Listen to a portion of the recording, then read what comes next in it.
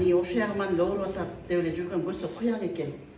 나지라 위축근도 있을 때 아유 жақсы анан бул ясанка бузулуп калган нитип калган даалым деген аябай жабышып колум деп көтөрүлбөй калган деп эле калган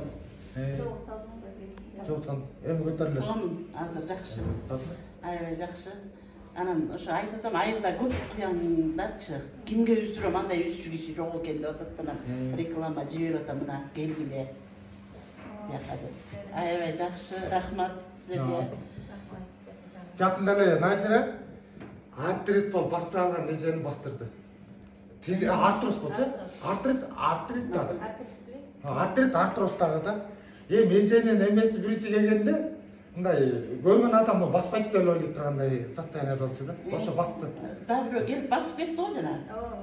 Ошо рекламалар жиберип атпайбы бизде көп айылдачы ушундай келбейсиңерби келгиле депчи. Аябай жакшы. Мен такай көрөм. Эме оозуп калтырып коет мындай жакшы экен Такай көрөм мен. Мага жагымдуу да. Айып кетсе. Аябай жакшы ошо анан кыздарым да сүйүнүп атат түз басып деп калгам да. Бир жагым мен аксаңдап, биягымда түшүп калган. Анан кыздарым да сүйүнүп атат да. Апа дейсиң шайдотто болуп калыптырсың. Шайдот. Кан айланып атат. Буян жел жок. Soğuk çok, kana aylanıp bütün adam basat. Ne diyeyim? Siz ушундай жараткан Кудай айтам. Siz basışыңыз керек болчу да, ушундай элечи. Аябай жакшы. Дене бүт кой берди. Сонунда анан мен уже кеч келгенде сарсана болчумун да, эми таңатча аягым ооруйт эми депчи. Кыздарга карматчумун, алардын колу эмне. Анан деп эле анан бияктан Кудайга шүгүр 5 күндө Назира сонун кылып койду.